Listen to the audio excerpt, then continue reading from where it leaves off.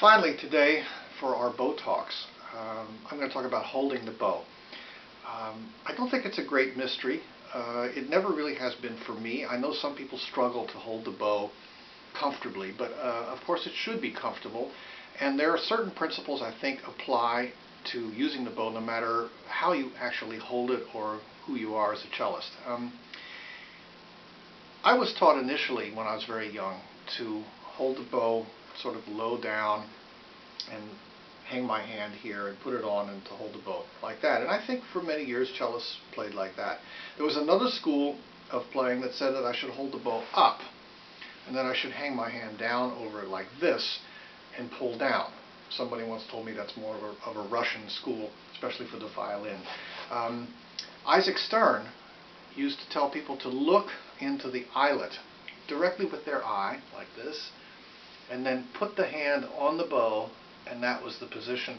And for me, that's the most accessible way to think about it. It's a good way to try, because it puts your hand at a nice flat angle. It's not too low, it's not too high. It sort of puts it right in front of you.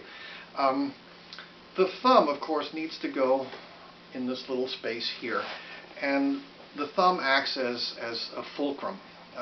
The fingers to this side of the thumb, towards the tip of the bow, are the fingers that press down on the bow. So,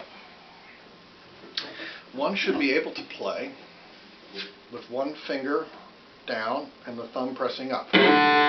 One should also be able to play with this finger, because the second finger here doubles as an additional downward pressure finger against the thumb, pushing the bow down, especially at the tip.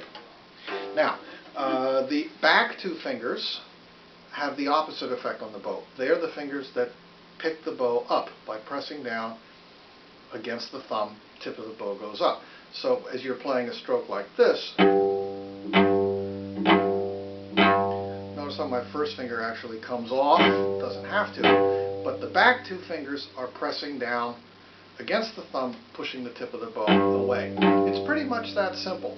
And what one has to do is to make sure of a couple things. One is that you're actually, I believe in using the middle fingers. I don't know why some cellists play this way, but to me this looks like two fingers going to waste, because this one can help this one, and this one can help that one. So I would recommend to keep them down. The other thing to guard against, and you can see this from time to time sometimes with young cellists, is that some people tend to hold the bow up with these fingers. In other words, to curl the first finger under. And of course what that's doing, especially in relation to what I just said, is the opposite effect. Instead of using this finger to push the bow down, and sometimes that is accomplished this way if the position is wrong, it's actually pulling the bow up away from the string, and also it tends to pull the